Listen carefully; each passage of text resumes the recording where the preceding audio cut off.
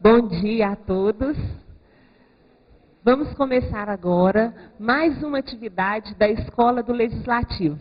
Sejam todos bem-vindos. Hoje nós temos aqui uma pessoa muito especial que vai fazer a palestra para a gente. É a Dona Cândida, muito conhecida na região, fundadora do Jornal de Luz. Nós vamos ter a oportunidade de conhecer um pouquinho do currículo. Mas antes, eu vou convidar o presidente da Câmara, o Vital Guimarães, para falar um pouquinho. Bom dia. Na verdade, não vai ser discurso, não, vocês podem ficar tranquilos, viu? É só os cumprimentos. É só desejar boas-vindas a todos que aqui estão, né, na nossa casa do cidadão. E é uma honra muito grande poder receber aqui a Dona Cândida como palestrante, com um tema muito interessante para os dias atuais, né? Lições que tirei e que aprendi na política. Então, isso é realmente muito relevante, principalmente nesse momento. Temos a honra de estar recebendo, né, os vereadores de Arcos, vice-prefeito de Arcos, vereadores de Luz, nosso querido deputado estadual Inácio Franco, que veio nos prestigiar aqui, né, juntamente com a sua assessoria. Então eu queria que vocês ficassem muito à vontade, em especial cumprimentar os jovens, né, que estão aqui, professores, enfim, todos. Mas dizer para vocês que a iniciativa, né, desse nosso evento é uma forma que nós encontramos de buscar capacitar, né, para poder atender a população. Nesse momento em que os políticos estão sendo execrados, né, massacrados até, e com muita razão, na maioria dos casos, né, porque o que a gente está vendo por aí afora é uma vergonha, né, então, esse tratamento que às vezes a gente recebe é em função disso. Só que nós temos que ter a consciência que não são todos os políticos, né, que são como esses maus exemplos que nós estamos vendo, né? Aqui na nossa região, aqui na nossa cidade, por exemplo, nós estamos tentando fazer um trabalho diferenciado, no sentido realmente de ofertar para o cidadão um serviço da forma que o cidadão merece, né, para corresponder principalmente às suas expectativas. Então, como forma de amenizar, né, essas questões, nós entendemos que a capacitação é o caminho para que a gente possa realmente buscar prestar serviço de qualidade. Então, a fundação dessa escola do Legislativo é em respeito ao cidadão, em respeito ao direito do cidadão, em respeito ao dever do político. Então, é essa a nossa intenção, viu? Eu vou aproveitar, passar aqui para o deputado Inácio Franco, para fazer os cumprimentos, né? E eu agradeço a presença de todos, viu? Secretária de Educação do município está presente aqui, doutora Rose Delegada, vereadora e presidente da Escola do Legislativo, né, está aqui, Conceição, coordenadora, nossos vereadores, doutor Fernando, Marcelo, Rose, doutora Rose, sessão, tem mais algum vereador nosso? Né? Então, quer dizer, tá, os vereadores quase todos, nós somos 9, a maioria, né? A maioria está, Marcelão está aqui, firme, né? Marcelão, inclusive, que nos brindou aqui com a presença do Inácio Franco. E eu acho que merece até um minutinho para contar para vocês. Essa semana nós estivemos lá no gabinete do Inácio Franco, e eu achei interessante, Dona Cândida, que eu começo a atender 6 horas da manhã no gabinete. Nós chegamos às 7 horas e já estava lá, né, trabalhando para o povo. E nós fomos lá com uma reivindicação, viu, para a juventude ficar sabendo, os alunos, nós fomos lá reivindicar o ensino médio para a escola Coronel Robertinho, lá do bairro São José, Jardim América e adjacências, né? Porque é uma escola que ainda não tem o ensino médio.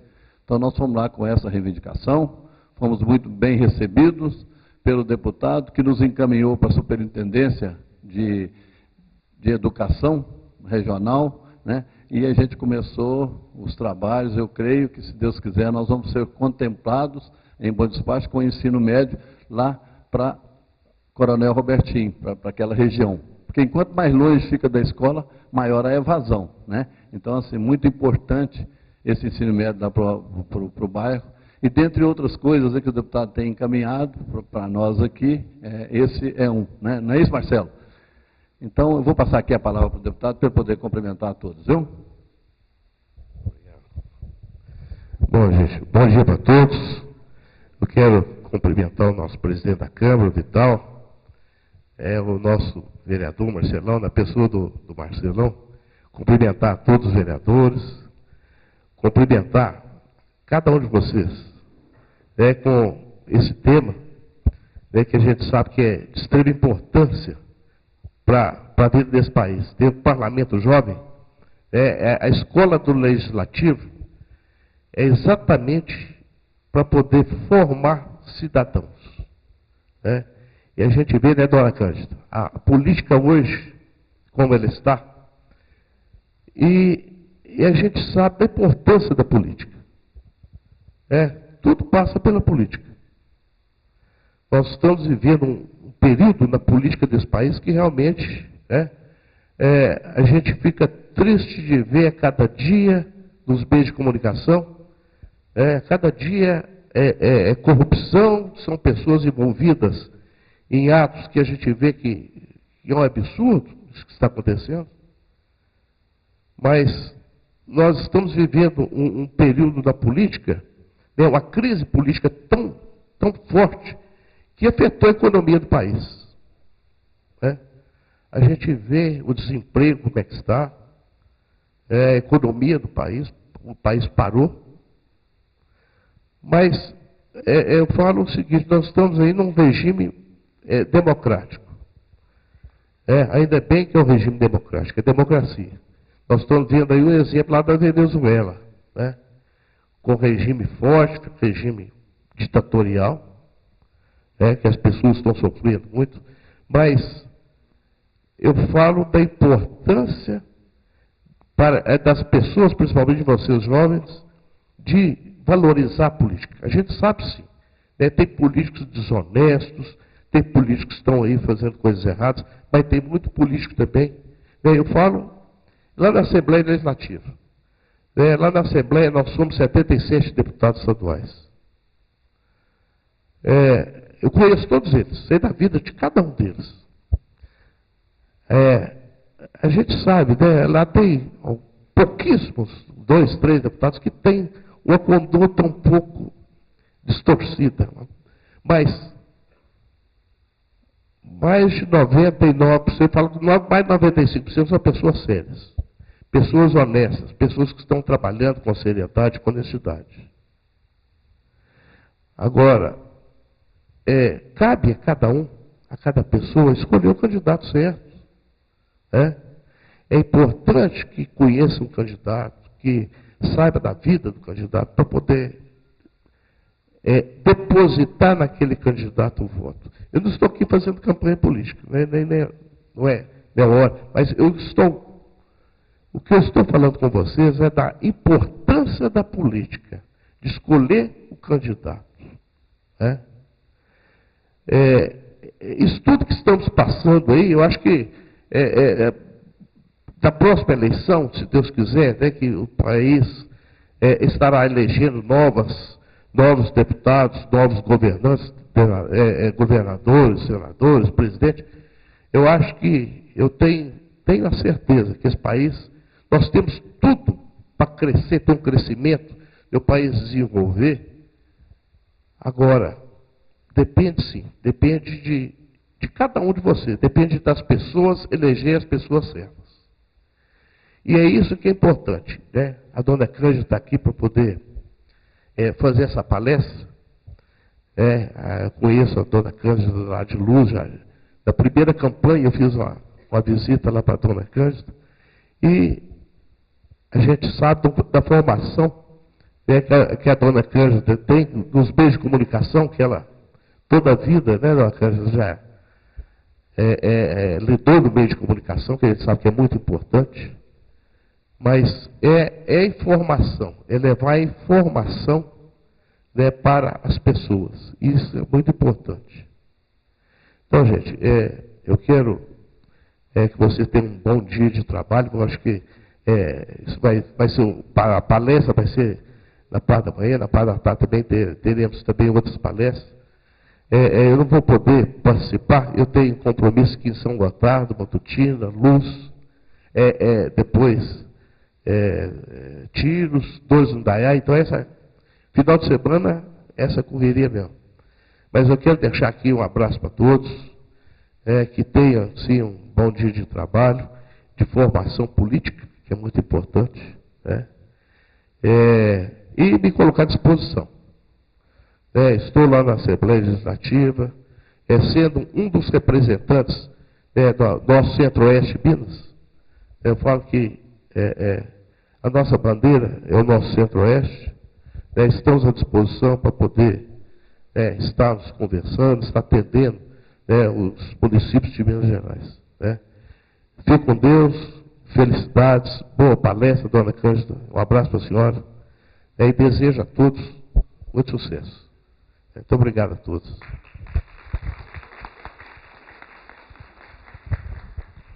Obrigada, deputado, pela visita, obrigado pelas palavras. Bom, gente, agora nós vamos passar para o currículo da nossa palestrante. Cândida Correia Cortes Carvalho. Nasceu em Cruzeiro da Fortaleza, viúva de Geraldo Carvalho, mãe de 6 filhos, avó de 7 netos, bisavó de Thomas.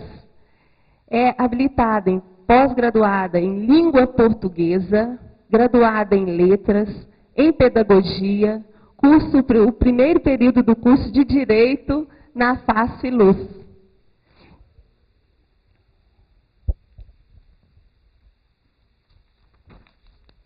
Professora, escritora, poeta, declamadora, fundadora, diretora e editora do Jornal de Luz. 36 anos de circulação.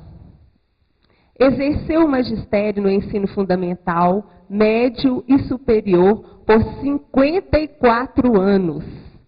Fundou e dirige o Jornal de Luz, periódico semanal com 36 anos de circulação.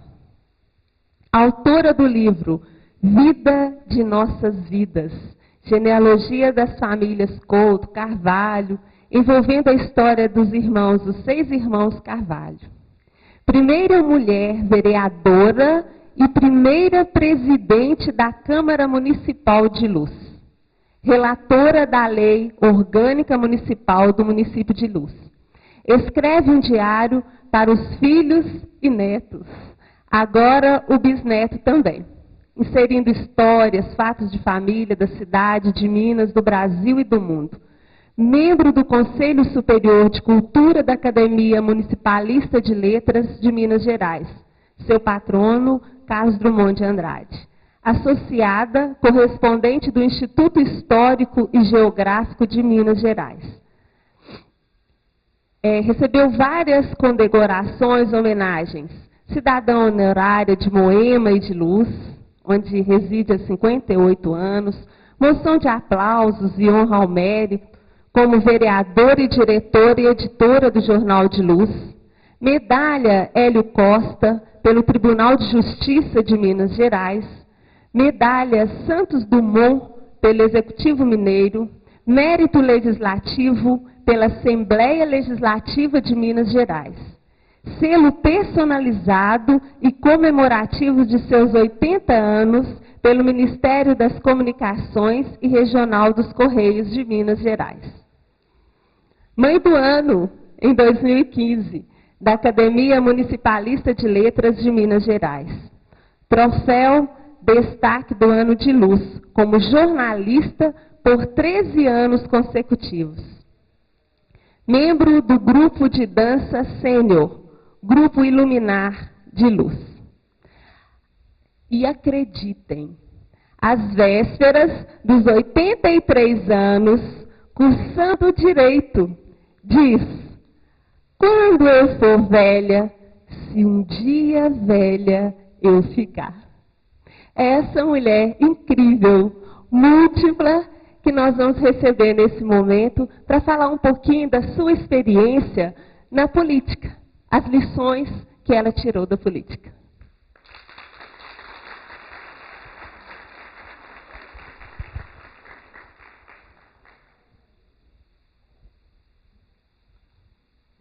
Exagero muito.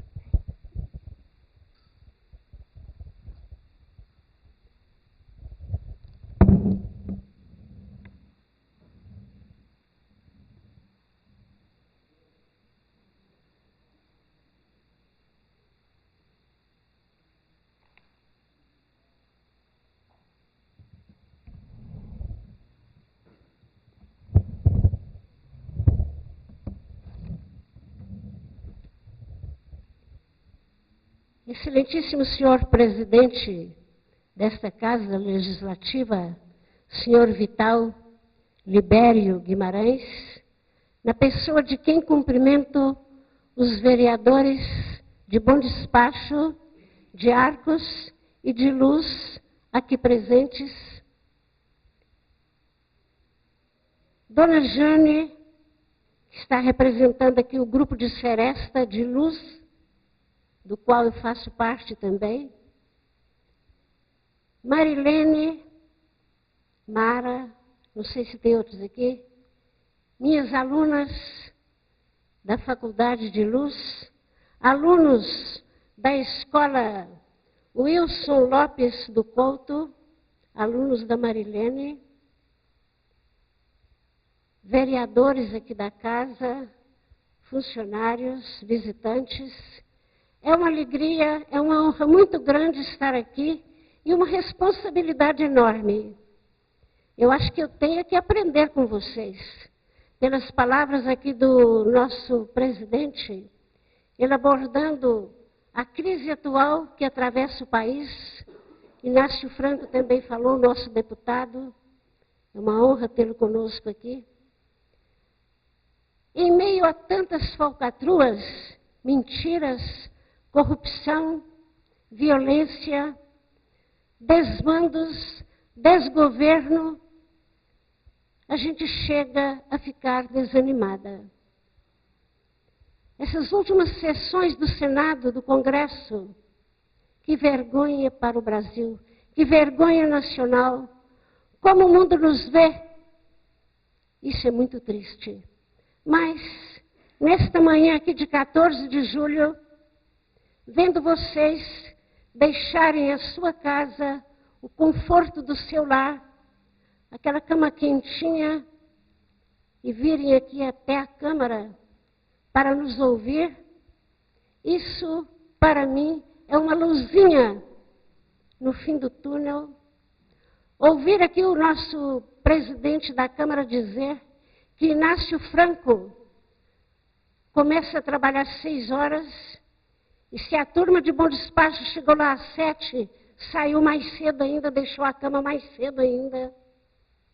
Vendo esses alunos deixarem a sala de aula e estarem aqui conosco, a Câmara de Bom Despacho criar essa escola legislativa para preparar os nossos futuros legisladores, é uma luz que acende no túnel, uma luz de esperança. E nós vemos que ainda há políticos sérios, como o nosso prefeito aqui de Bom Despacho, o nosso prefeito de Luz, deputados que nos representam. Inácio Franco já nos representou, Luz temos o Tiago Ulisses que nos representa, muitos outros aí, pessoas de valor, os nossos vereadores de Luz, homens íntegros, honestos, e já procurei saber também são os de Bom Despacho. De Arcos eu conheci alguns quando estive lá há poucos dias, no encontro com o senhor Bispo e a turma de comunicação do Centro-Oeste para tratar do ano do centenário da Diocese de Luz, que é o ano que vem, e eu tomo a liberdade de conhecer vocês. Então, isso nos deixa à vontade para falar de política, vendo que ainda há gente boa. Eu li uma vez que o George Orwell disse que para vencer uma guerra, para acabar com a guerra, a única coisa que a gente tem que fazer é perder a guerra. Eu já não penso assim, não. Eu acho que nós temos que enfrentar, nós temos que batalhar para vencer de uma outra maneira, de uma maneira honesta, correta, com o nosso trabalho, com o nosso valor. E como? O ano que vem, o ano eleitoral. Vem aí as eleições, vamos escolher os nossos dirigentes, vamos escolher o novo governador, um novo presidente, novos deputados estaduais e federais, senadores. E é a hora de nós procurarmos ver quem é quem no processo. Procurar gente nova, mas não nos esquecermos também de pessoas experientes que mostraram trabalho, que mostraram que são capazes. Nós temos que juntar a força do jovem, o entusiasmo do jovem e somar com a experiência dos mais velhos. Eu vou fazer 83 anos no mês que vem, Dia do Soldado. Eu acho que é por isso que eu estou indo à batalha até hoje e não pretendo deixar tão cedo. Acho que não está na hora de dependurar a chuteira. Eu ainda tenho muito que aprender, eu tenho muito que estudar. Eu agradeço aqui a presença do procurador, do nosso assessor jurídico da Câmara Municipal de Luz, doutor Matheus, que é meu professor de introdução à história do direito. Um grande mestre que pode vir também falar para vocês sobre o processo legislativo. Mas eu queria contar para vocês como foi que eu entrei na política. Eu nunca pensei, nunca passou pela cabeça. Nasci professora, comecei a dar aula com 11 anos. Minha professora viajou para Goiás, para Ipameri, e me deixou dando aula no lugar dela. Eu tinha 11 anos. Comecei a dar aula para os colegas e para os alunos. Eu estava no 3º ano, dando aula para o 1º e 2º. Ela ficou por lá 2 meses e quando ela voltou, ela gostou do trabalho meu e me deixou continuando a trabalhar com ela. Eu passei a dar aula nas fazendas dos tios, aquela aula em torno assim, de uma mesa, para os filhos do fazendeiro e agregados. Depois, escola rural. Fundei uma escola na minha terra. Depois, no próprio colégio onde eu estudei em Montes Claros. Eu estudava de manhã e lecionava à tarde. Em Abaeté, onde eu fiz o normal, eu estudava de manhã e lecionava à tarde para o curso de admissão. E então eu toda a vida quis e acho que nasci professora, sou professora e vou morrer professora. Gosto de aprender e gosto de ensinar. Eu acho que eu não passo um dia sem dar uma aulinha de português. Uma pessoa que chega, um aluno, e fico feliz quando me ligam, um aluno lá dos Estados Unidos, Dona Cândida, eu esqueci isso, como é que é? Eu fico numa alegria, eu sinto que eles não me aposentaram. E eu também não os desmamo nunca, são sempre os meus meninos. Então, acho que sou a professora. Mas política. Foi no dia 19 de junho de 1988. Eu estava em casa, quando chega lá o senhor Rafael Bahia, empresário, proprietário do posto Bahia, lá em Luz. E ele falou, Dona Cândida, eu estava lá na roça, na fazenda do Otacílio Rabelo, dono da Alto Sicília. Rafael era sócio do Otacílio.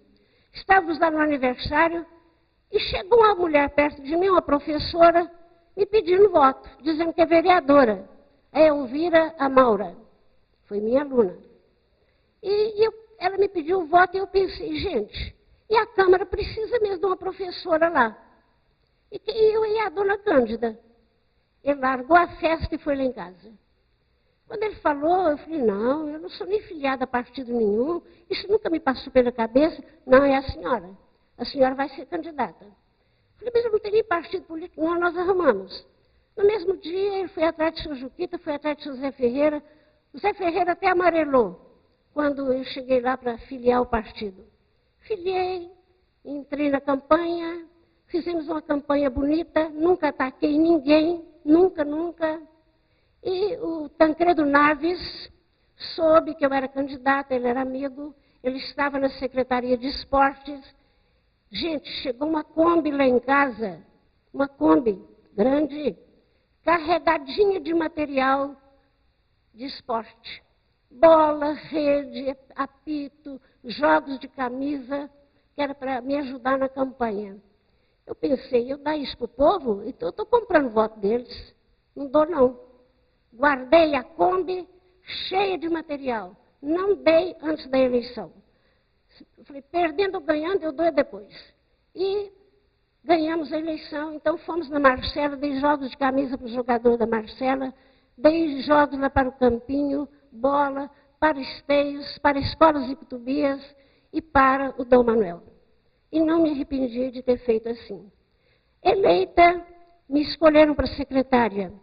Eu fazia as atas, redigia as correspondências e ficava na Câmara 2 horas, 3, atendendo ao povo e estudando, porque era leiga, analfabeta em matéria de direito, em matéria de processo legislativo, não entendia nada. Fui estudando, estudando, estudando. Me elegeram presidente da Câmara. Redigimos a lei orgânica, porque até 88 era uma lei só para o país inteiro, feita pelos deputados, a lei de organização municipal. Então, a lei para o Rio de Janeiro era a mesma para Bom Despacho, para Luz, para Córrego Danta. E a realidade é bem outra, é bem diferente. Mas com a Constituição de 88, determinou-se que cada cidade fizesse a sua lei orgânica, a sua Constituição municipal. E eu não entendia nada de lei. E os vereadores não me deixaram contratar um assessor jurídico. Eu pedi, não, a senhora sabe português. É diferente. Português é uma coisa, nem a gente sabe tudo também. Mas precisava de um que soubesse, que entendesse de leis. Mas eu não desanimei, não. Eu acho que se uma pessoa é capaz de fazer, eu também sou. Um princípio norteou a minha vida. Um é capaz, dentro das limitações, eu também sou. Eu também faço. E eu pus o pé na estrada. Viajei. Da região, só 2 cidades estavam tratando da lei orgânica. Era Lagoa da Prata e Bom Despacho. Vim aqui, Francisquinho me ajudou muito. Lá em Bom Despacho, o Toninho Sampaio me ajudou muito também. E eu fui em Itapecerica, fui em Patos de Minas, fui em Uberlândia, andei, fui em câmaras inferiores à nossa, em matéria de conforto, de conhecimento. Viajei muito. Vi câmaras das mais diversas que vocês podem imaginar. Eu cheguei em uma que eles reuniam 2 vezes no ano. 2 vezes. Para aprovar a dotação orçamentária e para depois aprovar as contas do prefeito. Só reuniu nesses dias. Mas encontrava de vez em quando na casa do outro. Encontrei câmara em que a sala do presidente era ao lado da sala do prefeito e era uma continuação da sala do prefeito. O presidente ali é que aviava receitas, pagava contas de água, de luz, atendia o povo, era como um assistente social. De lei não fazia nada. E mesmo câmaras em que as leis eram feitas só no gabinete do prefeito. Vi muita coisa e cada um ia pensar, nós temos que melhorar a nossa, nós temos que fazer melhor, temos que aprender. E fui estudando e fui estudando. Quando presidente, eu vi que o meu salário estava errado e que o salário do prefeito também estava. Porque a Câmara anterior determinou que a representação fosse de 75%.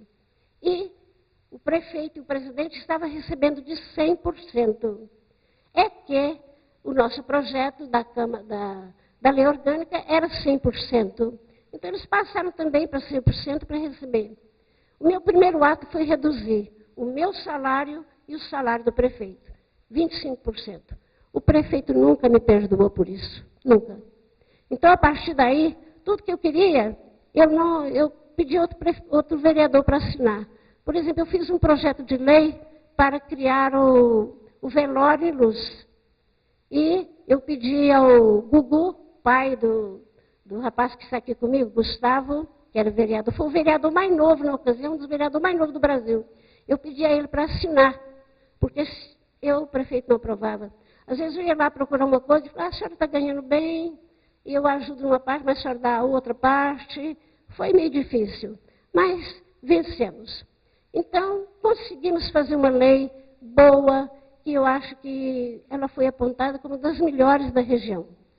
Mas nós não vamos encontrar rastros de anjos por onde passaram homens, né? Sempre ficam falhas. A nossa lei orgânica, depois eu estudando mais, eu ficava na Câmara de 6 a 8 horas para atender o cidadão, para atender os companheiros vereadores e para estudar. O vereador precisa estudar as leis, ele precisa conhecer a sua lei orgânica, ele precisa ler a Constituição Estadual, ele precisa ler a Constituição Federal. Lendo a nossa lei, eu fui achando erros. Achei. Um deles, porque nós modelamos pela Constituição Estadual. O deputado José Bonifácio Tan Andrada, ele mandou para nós um esboço da Constituição Estadual para a gente ter um parâmetro para seguir. E nós fomos seguindo. Alguma coisa nós colocamos seria para o Estado e não para o município. Um erro que eu notei logo. Se Luz quisesse mudar de nome, outro nome em Luz, que seria um crime, né? Um nome tão bonito. Mas se quisesse, os deputados é que votariam, e não o povo de Luz. E eu, depois que estudando, eu vi que não era isso, que não podia ser, que tinha que ser o povo de Luz, através de um plebiscito, para aprovar o nome, escolher outro nome, ver o que queria. Então, fui anotando e achei vários erros. Mas eu queria mostrar uma coisa boa que eu fiz na lei, na nossa lei orgânica, que os vereadores atuais podem ver. Eu dei uma assim de, não sei se foi de esperteza, maldade, mas eu botei alguma palavrinha lá no meio da lei para beneficiar. Por exemplo, nós sabemos que o ensino fundamental é obrigação do município, o ensino médio seria do Estado e o superior era da União. Então, eu botei uma palavrinha lá para poder dar liberdade ao prefeito de colaborar também no ensino médio, para colaborar também com alunos que precisassem no ensino superior. Eu colocava uma palavrinha assim, sobre a educação em todos os níveis, que ele poderia ajudar em todos os níveis. Então, assim, em todos os níveis, já dava uma aberturazinha para o prefeito. Eu então falava, o prefeito, a administração municipal tem que cuidar do ensino, eu punha lá prioritariamente o ensino fundamental, prioritariamente. Quer dizer, dava liberdade ao prefeito, que ele tinha obrigação maior com o ensino fundamental. Mas, se pudesse, ele poderia ajudar com uma condução para os alunos estudarem fora, né, aquele que não pode, ajudar até com a meia bolsa. E fui estudando, cada hora eu procurava atender melhor o nosso povo e a nossa gente. Acho que se eu não tivesse feito nada por Luz, esse trabalho que nós fizemos com a lei orgânica, valeu minha passagem pelo Legislativo. E foi muito bom conhecer pessoas, conhecer a cidade. Na campanha, eu visitei, durante 3 meses, eu visitei a cidade toda. E eu levei um caderninho, e eu anotava os problemas que eu via em cada casa. Eu tenho ainda 3 caderninhos cheios. Eu anotava os problemas que eu via naquela região, para ver o que podia fazer depois. Eu não prometia nada, nunca prometi. Mas eu anotava as dificuldades, eu ajudei a encaminhar. Por exemplo, eu vi uma menina, estava sem trabalho, eu sabia que uma professora estava precisando de uma página, eu dava o endereço, ela ia lá procurar aquela menina para trabalhar. Um menino, já que podia fazer um trabalho de limpar o terreiro, alguma coisa assim, para encaminhar um menino já maiorzinho, que podia fazer alguma coisa, mesmo para ter uma alimentação. para ele comer, porque às vezes não tinha nem isso em casa. E eu fui conhecendo mais as pessoas. E a gente vê, por exemplo, também o fingimento de tantos. Como tem pessoas fingidas. Então, vocês, jovens que vão entrar, já fiquem preparados. A gente tem muita decepção, às vezes. Por exemplo, um chegava lá e falava, Dona Cândida, vou ajudar a senhora, vou ajudar muito. E lá em casa os votos todos são da senhora. Obrigada. Passada a eleição, o filho, meu aluno, chega lá em casa e fala, Dona Cândida, eu queria demais ter votado na senhora, mas o pai não deixou. O pai falou que nós tínhamos que votar no Balalaica. Certo? Então, o próprio pai, às vezes aquele que me incentivou mais a entrar, chega a mulher lá em casa, lá em casa nós dividiu. Eu votei na senhora, mas o marido, não, votou no outro fulano. Teve pessoa que chegou a falar comigo que votou em mim lá em Belo Horizonte. Teve, Dona Cândida, eu ajudei a senhora, eu votei na senhora lá em Belo Horizonte, viu? Obrigada. Você ainda tem que agradecer, sabendo que aquilo não é verdade, né? Que nem era impossível. Essa até tive dó, quando falou comigo isso. Então, acontece muita coisa desse jeito. Agora, a turma dos jovens aí, vocês que estão se preparando para ser os nossos futuros dirigentes, que vão ocupar nosso espaço, como professores, como jornalistas, como médicos, como enfermeiros, seja qual for a profissão que você escolher, se você ingressar na política, você procure fazer o bem, só o bem. Há vereadores que ficam procurando erro do prefeito, fica procurando erro do presidente da Câmara, fica procurando falhas. Não, a gente tem adversário antes da campanha, depois não. Depois nós vamos ajudar a somar forças até nas diferenças. Esse partido político, são vários os partidos, cada um tem uma ideologia, então vamos somar, vamos juntar. Eu acho bonito, por exemplo, em Luz, o prefeito Ailton, ele aceita a colaboração de deputados de vários partidos. Ele se reúne com presidentes de várias coligações e aceita, e respeita, e valoriza. Nós precisamos de trabalhos assim. Mas quem é que pode ser vereador? Vocês já pensaram? O que precisa para ser vereador?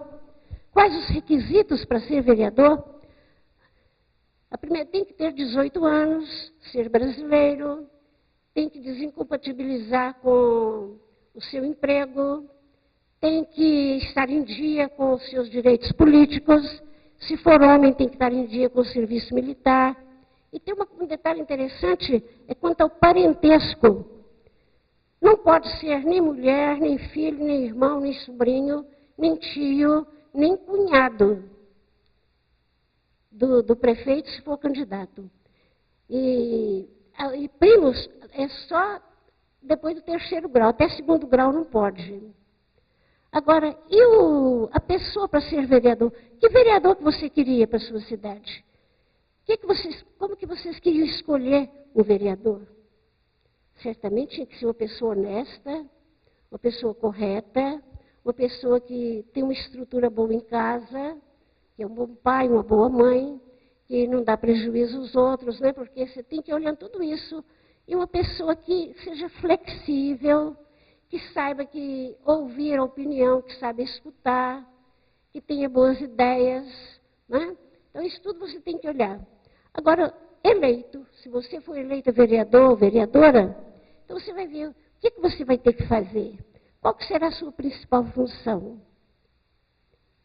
A principal função de um vereador é representar o povo, é defender o povo junto aos poderes constituídos. É essa a principal função.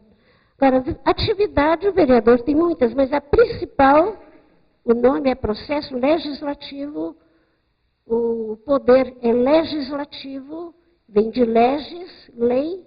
Então, a principal tarefa, a tarefa típica de um vereador é fazer leis, é estudar as leis, é aprovar as leis ou rejeitar, modificar. Você pode apresentar emendas, por exemplo, aditivas. O projeto de lei já é bom, mas você pode acrescentar mais alguma coisa? Então, é uma emenda aditiva. O projeto é bom, mas tem um pedacinho lá que você não concorda, que tinha que mudar, a pôr ali outra palavra, aquela palavra está indevida. Então, você coloca uma emenda modificativa, uma emenda alternativa, mudar o que está escrito no texto. E tem também a emenda supressiva. Você retira. Isso aí não está bom, isso não pode passar. E será que você pode legislar qualquer matéria? Quando fui vereadora, o vereador não podia legislar em matéria financeira. Agora já pode num aspecto só. Só na parte de tributos, de criação de tributos, de taxas, e pode também te retirar, diminuir. Pode alterar a taxa também. E tem leis, pois o vereador não pode legislar criando cargos na prefeitura, na administração, isso é matéria do prefeito. Ele tem que ver o que ele pode fazer. Tem muito trabalho para um vereador. O vereador pode, por exemplo, ter uma atividade atípica, que não seria próprio, talvez, né, que não seria próprio um vereador, conceder títulos de cidadania honorária, conceder títulos de honra ao mérito. Agora, muito cuidado com isso. Escolher aquela pessoa que mereça pelo que fez para a cidade, pelo que fez para as pessoas, e não porque naquela família eu vou arranjar voto. Isso aqui é muito... acontece muito de ser só por isso, é só conseguir dar um título de cidadania para um que mudou para aqui agora, não fez nada por luz. Errado. Não pode. Então a gente deve dar para aquele que é modelo, para aquele que é exemplo, para aquele que vestiu a camisa da nossa terra. Pode dar uma moção de aplausos por um trabalho que a pessoa fez. Pode também dar uma moção de repulsa. Quando acontece alguma coisa errada, uma empresa, um político fez uma injustiça, cometeu uma injustiça, a Câmara pode redigir aí uma moção de repúdio, de repulsa àquela ação. Você pode também fazer tombamentos. O que é um tombamento? Vem da palavra tombo. Não é o tombo de cair, não. É o tombo da Torre de Portugal, em Lisboa, a Torre do Tombo. É onde guardam os documentos antigos. Inclusive acharam lá a carta do descobrimento do Brasil, né? Não tem muitos anos não que acharam a carta. Foi que descobriu muita coisa e passou a mudar até a concepção de muitos detalhes quanto ao descobrimento. Então, esse tombamento vem da Torre do Tombo, onde guardava os arquivos e os documentos históricos. E fazer o tombamento numa cidade. Aqui, recentemente, em 2003, eu sei que fizeram o tombamento aqui daquela escadaria da Olegário Maciel, fizeram o tombamento da locomotiva. E quanto mais a cidade tiver monumentos tombados, mais a cidade cresce em pontuação junto ao governo e vem mais benefícios para a cidade na parte de cultura. E é uma coisa que o vereador pode procurar na cidade. O que tem? O que pode ser tombado? Em Luz nós temos a Catedral, o Monumento São Rafael, a banda de música Lírio Vicentina Terradense, que completa agora em breve 100 anos. Ela é mais velha do que a diocese, a nossa Lírio Vicentina Terradense. Então foi tombado como um patrimônio. Você pode tombar um utensílio, por exemplo, uma panela antiga, grande, que não tem outra ali na cidade, que ele pode tombar como patrimônio. Uma receita culinária que é típica daquela terra. Um dialeto, como tem aqui em Bom Despacho, né? Foi tombado, não foi? Eu acho que foi. Quando as meninas eram minhas alunas, falaram que estavam olhando isso aí. Lá em Luz, um vereador entrou com um projeto para fazer o tombamento como patrimônio histórico, declarar de patrimônio histórico o Jornal de Luz. O Jornal de Luz tem 36 anos de circulação ininterrupta e nós temos um arquivo, um acervo, que eu gostaria que vocês visitassem. Nós temos lá um acervo de fotografias. Recentemente, a Cúria Diocesana mandou me pedir as fotos emprestadas para fazer cópia. Eu falei, empresto, mas para fazer cópia na minha casa, lá na redação. Levar não deixo não. Então o Breno, funcionário lá da Mitra, foi lá em casa durante uma semana, ele fez cópia de 1.800 fotos que eu tinha guardado e tenho lá guardadas, muitas fotos antigas de luz. Por exemplo, o dia da inauguração daquela ponte ali do Jorginho, tem o capitão Du, com o povo segurando o guarda-chuva dele muito grande. Eu tenho fotos de quando Getúlio esteve em Luz, inaugurando a ponte aí do São Francisco. Tenho foto de um avião que caiu lá, e até o Otacílio pequenininho está lá na frente. Então, eu tenho muitas fotos assim antigas, de Luz de Esteios. Eu dei uma até outro dia para o rapaz lá da TV, foto muito antiga, do calçamento de Luz, da primeira pedra do calçamento, fotos antigas do Congado, e eu passei e guardei para ele. Eu tenho um jornal, uma coleção de jornais da década de 30, que o senhor Tonico Macedo me deu. Interessante. Era motivo de colocar no jornal quando um cidadão de Luz vinha passear em Bom Despacho. Era notícia do jornal. Quando ia em Belo Horizonte, chegou, né, saiu. E quando nascia uma criança, você vê a mudança do vocabulário. Lá estava escrito, nasceu uma interessante criança. Interessante. Olha como é que a mudança, o valor semântico das palavras mudando, né? Então, é curioso até você ver isso. E lá nesses jornais, eu li que em 1933, numa região, num encontro de produtores de café em Cambuquira, em abril de 1933, reuniram os prefeitos para reclamar, para estudar, para ver o que podia fazer em favor da cafeicultura, que estava passando por uma crise. E o prefeito de Luz foi Capitão Du, um grande orador, um grande patriota, um grande homem, foi o braço direito da diocese, do Dom Manuel. A diocese e Luz cresceram uma na sombra da outra, cresceram juntas, uma ajudando a outra. E o capitão lá nesse encontro, ele foi o orador que falou por último, e ele falou, por que não criar em Minas, a exemplo de São Paulo, o Banco Mineiro do Café, como São Paulo criou o Banco Paulista? A voz dele foi aceita, foi criado o banco com a sigla BENCA. E, com isso, ele fez parte da primeira diretoria do Banco Mineiro do Café, que depois foi o Banco da Lavoura, que depois foi o Banco de Minas Gerais, e que o Itaú encampou. Então, veja essa história, você vai seguindo e vê que Luz teve o seu papel na criação desse grande banco, né? Começando por uma pequena... Luz teve uma pequena agência, uma representação, e graças ao Capitão Du. Então, eu gostaria que um dia vocês pudessem lá conhecer o nosso patrimônio. Os vereadores aqui que não conhecem, mesmo de Luz, que não conhecem o nosso patrimônio. Eu tenho guardado todos os jornais, desde a primeira edição. Inclusive, na primeira edição, tem uma entrevista com o prefeito Juquita e com o que entrar, o Zé Ferreira. Tem entrevista com os dois, no número 1 da edição, que foi 21 de abril de 1982. E jornal conta o ano de circulação. Então, 82 já foi um ano de circulação. Então, estamos no 36º ano. E ali está um patrimônio da cidade. Mas, voltando ao assunto, um vereador entrou com um projeto para considerá-lo patrimônio histórico da cidade.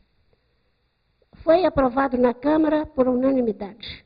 Mas o prefeito vetou. E com razão.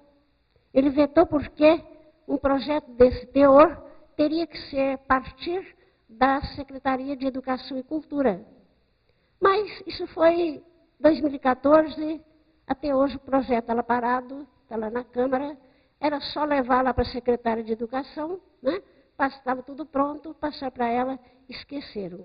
Mas eu espero que um dia algum tenha sensibilidade de olhar isso, né? E considerar também como patrimônio, porque é mais um ponto a favor do município de Luz. Eu ficarei satisfeita se isso acontecer, se partir essa iniciativa dos nobres vereadores que estão aqui, o presidente, né, o nosso presidente está aqui, o Anderson, o vereador Oninho, que foi meu aluno, o vereador Altair, e o nosso assessor jurídico, professor Matheus, que é meu professor. Mas eu queria dizer também uma palavrinha para os jovens. Vocês entrem na política, comecem a conhecer, comecem a estudar. É uma coisa boa, é uma oportunidade que você tem de fazer o bem. Porque muitas vezes uma sociedade apodrece porque os elementos bons se afastam. Então, entrem, participem, acompanhem a vida do seu vereador. Procure, se você ainda não votou, procure saber de seus pais qual é o seu vereador. E procure ver o que ele está fazendo. E quando for vereador, procure divulgar o seu trabalho, mostrar o que você faz. Não para, assim, exibir a sua imagem, mas como uma prestação de contas. A Câmara, por exemplo, não pode pagar você publicar um projeto seu inteirinho. Aí ela não pode pagar, mas dá uma relação do que está sendo feito na Câmara naquela semana? Pode. Várias câmaras estão fazendo isso. Pará de Minas, Caeté. Eu tenho lá vários jornais mostrando que pode fazer isso. Divulgar na rádio. Interessante demais. Todo mundo ouve, todo mundo quer ver. E no jornal passa para o empregado, passa para outro. Muita gente vê. Um jornal é lido no mínimo por 5 pessoas. Você multiplica isso aí para ver para quantas pessoas que vai. Crie um jornal na Câmara também, é importante, né? Para divulgar o seu trabalho. Agora, muito bom também, eu queria lembrar, de que nós nascemos para sermos felizes. E cada um pode conquistar a sua felicidade. Acontece que muitas vezes nós procuramos essa felicidade lá longe, nos grandes acontecimentos, nos fatos extraordinários. E a felicidade está pertinho de nós, é juntinho de nós, é dentro de nós, é na rotina. Porque a rotina é que tece os fios da vida. É na rotina que nós vamos encontrar a felicidade, nas pequenas ações rotineiras do dia a dia, naquela lágrima que você ajudou a enxugar, naquele sorriso que você despertou, naquela pessoa que você encaminhou, naquela pessoa que você ajudou a levantar, que você ajudou a soerguer. Então, é aí que está a sua felicidade. Meus parabéns à Câmara pela iniciativa da criação da escola do Legislativo. Mas ainda queria lembrar uma coisa do Legislativo. Em 1824, foi outorgada a primeira Constituição. Outorgada quer dizer, não foi feita pelos os trâmites comuns, que seriam os deputados, uma assembleia. É o próprio imperador que outorga, que autoriza. A nossa hoje é promulgada, porque os deputados que fazem, os senadores, os vereadores, né, que no caso nosso, é que legislam. Eu queria lembrar uma curiosidade que eu achei a respeito do Legislativo. Na Constituição de 1824, eram 4 poderes. O Legislativo, Executivo, Judiciário e o Moderador, que era o do Imperador. Na Constituição de 1821, ficaram 3 poderes. Já não tínhamos o Imperador, já tinha ido embora, então foram 3. E seguindo o sistema estabelecido, indicado por Montesquieu, então foi Legislativo, Executivo, Judiciário. Gente, eu li tantos livros, eu procurei em tantos livros. Na literatura jurídica, não há um detalhe sequer, um item sequer, um texto sequer, que dê outra ordem a esses poderes. É Legislativo, Executivo, Judiciário. Ora nenhuma você vê o Executivo primeiro. Ora nenhuma você vê o Judiciário primeiro. É Legislativo, Executivo, Judiciário. O Legislativo é que faz as leis, o Executivo executa, e o Judiciário é que vai julgar, dentro do direito, né, as ações da sociedade. Então, eu acho que a relevância é muito grande do Legislativo. Eu acho que isso é uma importância muito grande aqui para vocês. Minha saudação especial aqui ao presidente Vital, à Conceição, que é coordenadora, a doutora Rose, a presidente aqui do Conselho, um agradecimento à Jane, que é mãe da minha professora de canto, a Marilene e Carla, nossas alunas, seus alunos, Marilene, um grande abraço, a secretária de Educação, aqui presente. O Brasil tem jeito quando os nossos políticos entenderem que temos que fazer uma reforma verdadeira, uma reforma política verdadeira, também na política e valorizar mais a educação. Um abraço a todos, o meu recado é esse. Desculpe se prolonguei demais. Agora, Marilene reclamou, a Mara me reclamou de uma poesia. E eu gosto muito de declamar. Então, eu vou falar uma para vocês. A Mara me pediu a cópia do Meu Homem. Eu sempre fui professora de português, mas valorizo muito o linguajar do nosso matuto, do nosso interior aqui de Minas Gerais. E esse poema eu declamava demais para o meu marido e ele amava. É meu homem. Toda gente nesse mundo, vocês há de certamente de comigo concordar. Só fala mesmo direito daquilo que no seu peito lhe dá gosto ou lhe consome. Pois eu falo do meu homem. De que eu havera de falar? Para as mulheres, besta ou sabida, é o homem que faz a vida. Seja uma praga ou um vidão. O meu, se me dá trabalho, também dá satisfação. Meu homem tem zóio garço. Não pode nunca ser fácil, mulher bonita assim. Quando então se ele quer um agrado, ele bota um olhar bem quebrado e eu sinto logo arrevirado tudo aqui dentro de mim. Meu homem usa bigode, as modas diz que não pode, mas deixa as modas para lá. Bigode da fidalguia. E minha avó já dizia, beijo sem ter bigode é feito sopa sem sal. Meu homem fala bonito, prosar feito ele, ninguém.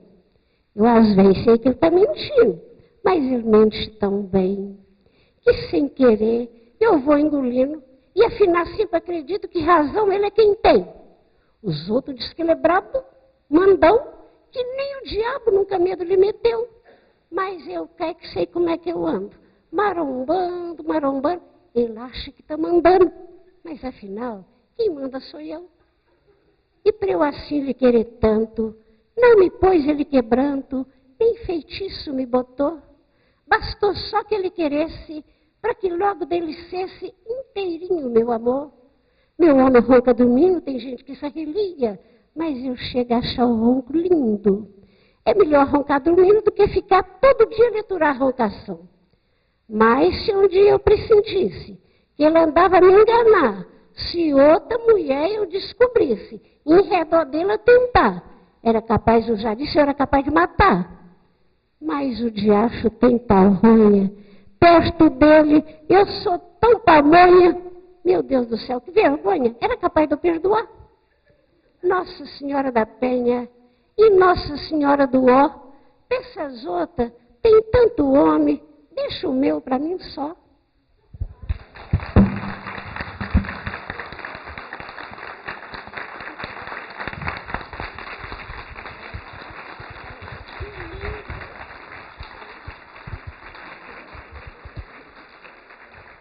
Obrigada. Agora eu quero só, eu falei no início que eu falo que quando eu for velha, se um dia velha eu ficar, né? Quando eu for velha, se um dia velha eu ficar, eu vou aceitar toda e qualquer limitação. Já não sou atleta, não sou garotão, eu vou usar de bom senso e sabedoria sem qualquer nefasta teoria.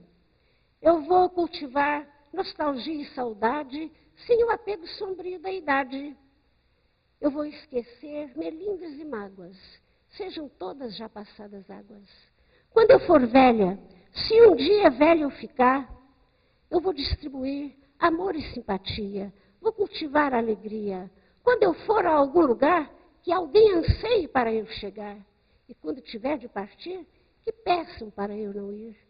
Quando eu for velha, se um dia velha eu ficar, eu vou viver tranquila, sem pressa, Um dia a vida passa, tudo cessa.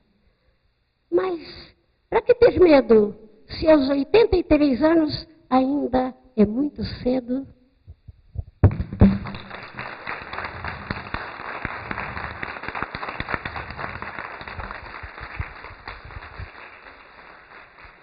Muito bom, né, gente? A gente fica até meio engasgado. É inevitável uma lágrima não correr assim, no cantinho do olho.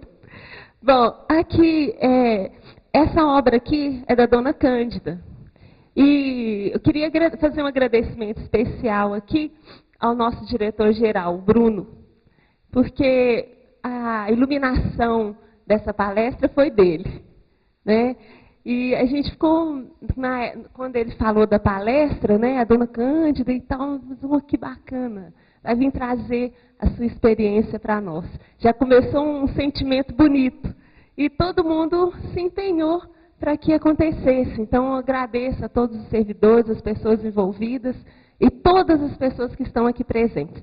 E esse livro, gente, me chamou a atenção, né, em duas coisas. Claro, o conteúdo dele, que eu ainda não terminei, né, Dona Cândida, porque ele é grande, mas aqui tem uma coisa muito especial, que é o prefácio do livro, né, que fala a apresentação da Dona Cândida. Não é isso aqui.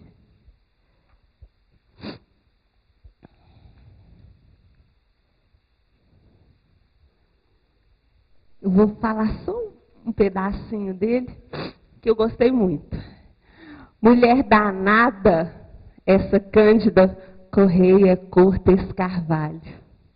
Antes de tudo, uma pilha de simpatia humana, fácil de pôr elogio, sincero, e de se gostar, generosa, íntegra, ativa, modesta, criativa. E um dínamo profissional, dá conta de tudo. Família, docência, jornalismo, literatura, política, múltipla Cândida. Agora também garimpeira, do passado familiar, dos Coutos, dos Carvalhos e muitos mais, de uma só gente. E ela fez para uma dedicatória que eu gostaria de ler. Porque esse livro foi para todos nós. Foi para os queridos alunos de Bom Despacho. Olha que bacana. Há uns aninhos atrás, em 2002. Aos queridos alunos de Bom Despacho, que nesta biblioteca pública vem saciar a sede do saber. Hoje, dia do professor, a minha mensagem. Incentivem nos alunos e filhos o sentimento de família, preservando valores que devem ser perenes. Assim, no futuro, quando o presente for passado, vocês continuarão vivos nos filhos de seus filhos e alunos de seus alunos. Amo vocês. Serão sempre os meus meninos.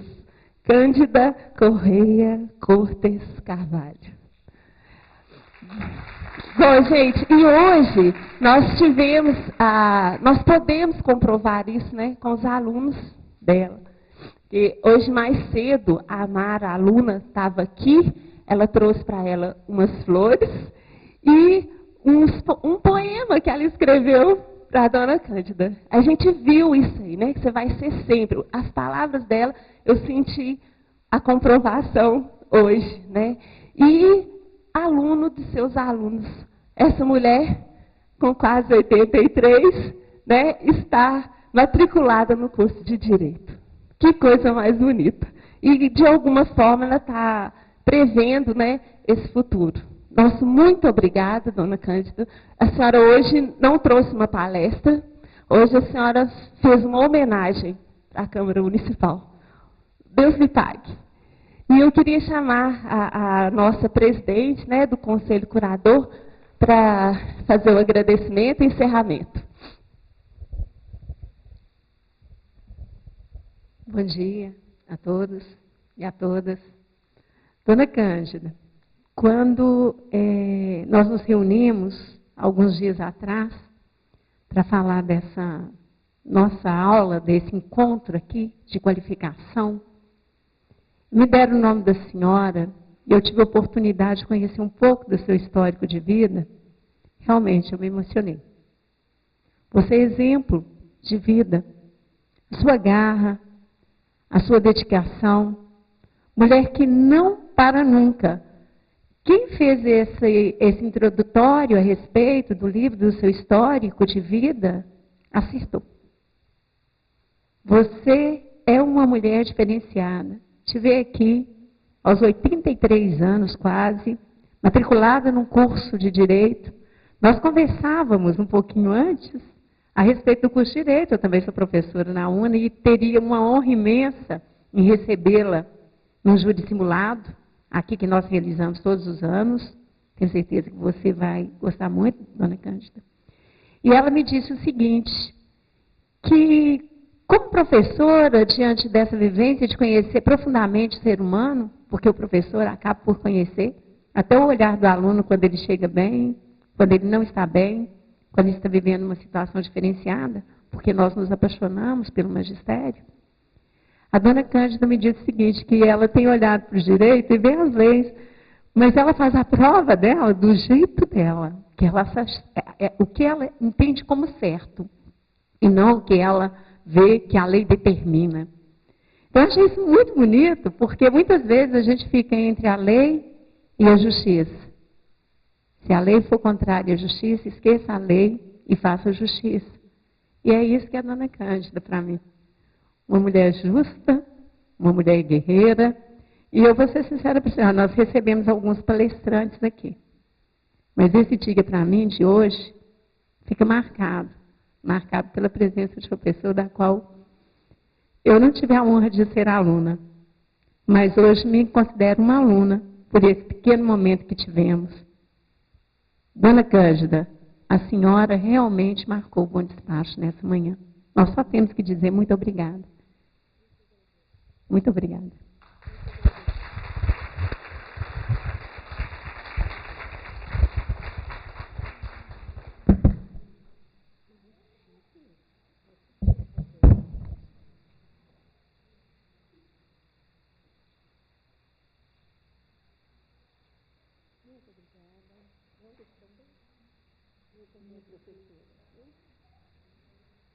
Eu queria mostrar uma coisa nesse livro. Eu levei 13 anos para fazer o livro. A história é essa. 6 irmãos Carvalho se casaram com 6 irmãos Couto. Eram 5 homens Carvalho e uma mulher Carvalho. E 5 homens Couto, 5 mulheres Couto e um homem. Sobraram 2 irmãos aqui do Carvalho que não tinha mais mulher na outra casa. Casaram com as sobrinhas, as filhas do irmão mais velho. E uma filha aqui daqui casou com o irmão do pai. Esse aqui é o Couto mais velho, é o pai do Ronaldo, o avô do Ronaldo Costa Couto, que para mim um dos luzenses que mais longe foi chefe do gabinete da Casa Civil, da Presidência da República, governador lá de Brasília, presidente do Tribunal de Contas, professor pela Sorbonne, ganhou a nota total na França, no curso de doutorado, então é neto dele. E eu fiz o livro pronto e não tinha comigo ninguém que sabia que era caro. E um médico de Belo Horizonte, doutor Eduardo Brandão, médico do Hospital Belo Horizonte, Hospital de Câncer, sobrinho do meu sogro, soube, foi lá em casa, falou, fiquei sabendo que você não vai imprimir livro, tá? Porque está pronto, os capítulos separados, as fotos, eu já sei que fica muito caro, não tem condições. Eu vou, deixa comigo. Ele levou os capítulos, ele pagou para digitar, ele pagou para escanear, e ele completou também, ele teve ideia de pôr mapas nas fazendas. Isso eu não tive ideia, ele teve. Então eu dei para ele a coautoria. Mas 99% na redação foi nossa. Foram 13 anos de trabalho e desses contos tem muitos aqui. Mas eu me ative mais no tronco de luz, do tronco do João Evangelista de Carvalho, que é o avô do meu marido. Eu peguei as 13 famílias dele. Então, por isso que a gente não pegou muitos outros, que é uma família muito grande. E a minha afinidade foi tanta com os Carvalho, que eu fiquei até meio surda. Eu tenho muito surdo na família. Eu acho que a afinidade até me deu esse defeito também. Eu trouxe aí aqui para falar, escrevi ontem, peguei alguma coisa, mas eu achei melhor conversar. Eu vou deixar isso até aqui com você, era o que eu ia falar.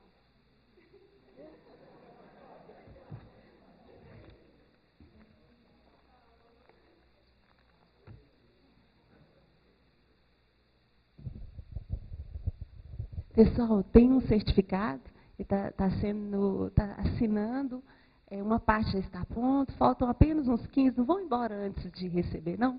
Tá bom? Claro.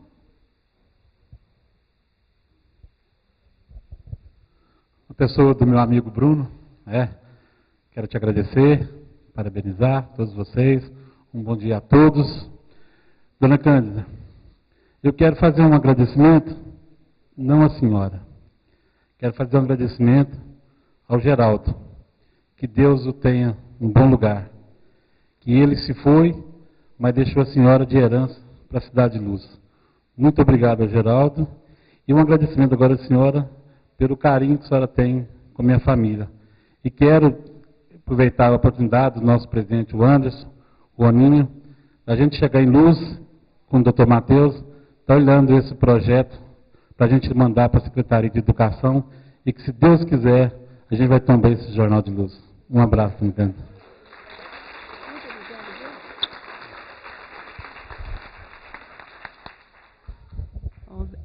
Bom, gente, é isso aí. A Marilene, professora, vai falar em nome da Escola Wilson Lopes?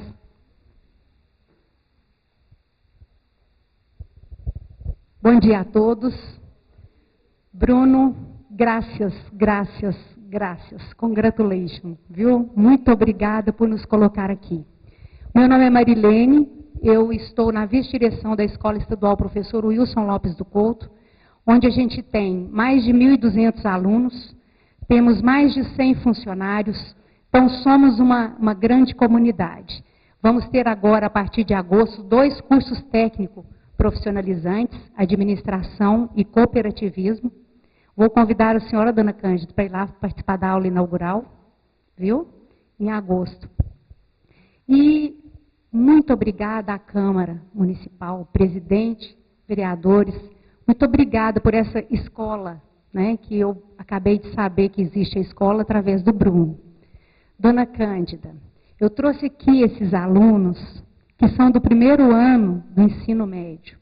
A senhora não sabe o tamanho do plantio. Esse assunto que a senhora tratou com eles aqui, não sei se a senhora percebeu, alguns anotaram no caderninho. Nós vamos levar isso, ampliar esse debate da importância do jovem, que quando eles crescerem, né, e forem jovens como a senhora, que eles tenham esse amor pela sua comunidade, o respeito pelas pessoas, né, e esse vínculo eterno com seus alunos. Eu sou sua aluna, dona Cândida, eternamente aluna, viu? É uma honra reencontrá-la aqui, já pela segunda vez nessa casa. Então eu vejo que essa casa tem cumprido muito o seu papel de educar, de aproximar e de reaproximar as pessoas. É uma gentileza as pessoas de outros municípios que aqui estão, né? Uma gentileza da nossa diretora Marli, que permitiu que nós saíssemos, o Bruno, que articulou toda a logística para estarmos aqui, né? Então, eu pergunto, valeu a pena? Valeu a pena? Tudo vale a pena se a alma não é pequena. Fernando Pessoa disse isso frente à grande dificuldade do povo português de conquistar, através do tenebroso mar, os espaços, né? Diante do poder bélico da Espanha, eles se sentiram tão pequenos e se tornaram a maior indústria naval da sua época. E o Camões, Fernando Pessoa, registraram isso. Eu queria falar isso para a senhora, porque eu reafirmo todos os dias. A senhora disse que quando fosse se aposentar, me daria a sua caixinha de giz. E a senhora me deu, dona Cândida. A praga pegou a caixinha de giz. É minha. Foi na faculdade. A senhora me deu a caixinha de giz. Então, eu queria declamar para a senhora, pedir licença, Fernando Pessoa e as pessoas que estão para falar do mar português. Ele escreveu assim, né? Ó mar salgado, quanto do teu sal são lágrimas de Portugal. Por te cruzarmos, quantas mães choraram, quantos filhos em vão rezaram, para que fosses nosso, ó mar. Valeu a pena? Tudo, tudo vale a pena, se a alma não é pequena. Quem quer passar além do bojador, tem de passar além da dor. Deus, ao mar, perigo e abismo deu. E foi nele que espelhou o céu.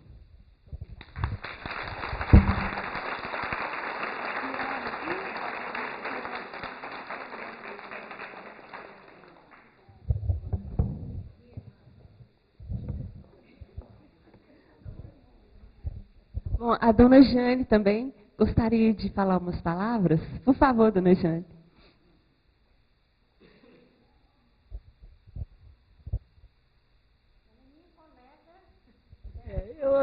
Vou falar não como ela sendo minha mestra, não, eu sou colega dela, porque nós somos colega do grupo de Seresta, que é fundado aqui em Bom Despacho pela minha filha Cibele, e atua lá em Luz também. E foi deixado de falar que ela é uma excelente cantora. Viu? Né, querida? E aí eu não posso chamá-la de senhora, porque eu tenho a intimidade de chamá-la de você. Porque ela é minha colega, minha amiga, e nos passeios que a gente faz em conservatório, em Diamantina, ela passa na frente de todos os jovens. Ela que coordena tudo e eu fico atrás dela, pendurada nela. Ela é um encanto, um amor. Eu tenho grande amizade por ela. E vamos cantar, porque quem canta seus males espanta. Vamos espantar os males. E domingo reinicia lá em Luz novamente. Graças aos vereadores, né, que conseguiram a volta da Cibele como professora de canto. E nós somos lá também daquelas. Tem até um videozinho aí no WhatsApp, eu cantando com a turma de lá. Não é? Então, um beijo para você. E é uma honra estar aqui representando o Grupo de Seresta de Bom Despacho e, evidentemente, o de Luz, que eu faço parte de lá também. Foi um prazer imenso. Ah, e tem outra coisa, ela é colega do meu irmão, que também faz parte do... Academia Municipalista de Letras de Minas Gerais. Ela é colega do meu irmão.